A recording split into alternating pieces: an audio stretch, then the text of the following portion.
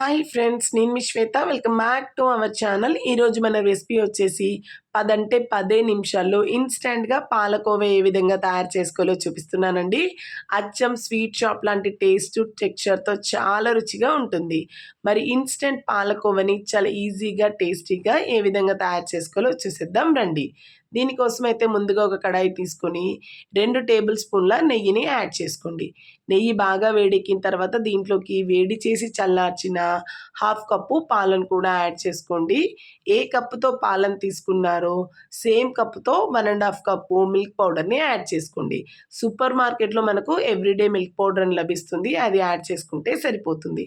అదే కప్పుతో half cup sugar పౌడర్‌ని కూడా యాడ్ చేసుకొని మంటని పూర్తిగా లో ఫ్లేమ్‌లో పెట్టుకొని ఇవన్నిటిని బాగా కలిసేంత వరకు కలుపుకుంటూ ఉండలేమీ లేకుండా మంచి క్రీమీ టెక్స్చర్ వచ్చేంత వరకు కలుపుకోవాలి. ఒక 2-3 నిమిషాలు మనం చక్కగా కలుపుకుంటే దీంట్లో ఉండలన్నీ డిజాల్వ్ అయిపోతాయండి. ఒక 2-3 నిమిషాల తర్వాత చూపిస్తున్నాను చూడండి.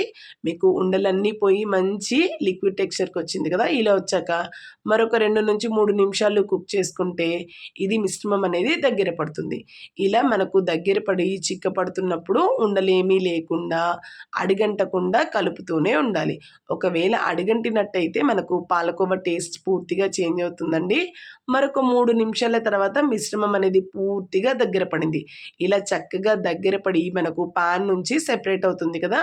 ఇలా మనం పాన్ నుంచి ఈ మిశ్రమం సెపరేట్ అవుతున్నప్పుడు దీంట్లోకి మంచి ఫ్లేవర్ కోసమైతే ఒక చిటికెడు ఇలాచీ పౌడర్‌ని కూడా యాడ్ చేసుకొని ఇది ఇంకొక 2 నిమిషాలు కుక్ చేసుకోవాలి.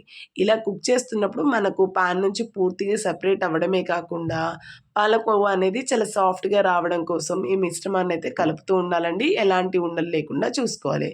మరొక 2-3 నిమిషాలు కలిపాక చూడండి ఉండలేమీ లేకుండా చక్కగా పాన్ నుంచి సెపరేట్ అవుతూ టెక్స్చర్ అనేది పర్ఫెక్ట్‌గా వచ్చింది కదా! ఇలా ఇంకా వచ్చిన తర్వాత స్టవ్ ఆఫ్ చేసుకొని మనం ఈ కడాయిని పక్కన పెట్టుకొని ఇలా పాన్ అంతా సెపరేట్ చేసుకొని కొద్దిగా చల్లారనివ్వాలి. ఈ పాలకోవా తయారు చేస్తున్నప్పుడు మనకు మిశ్రమం అనేది గోరువెచ్చగా ఉన్నప్పుడే చేయాలండి. పూర్తిగా చల్లారనివ్వొద్దు.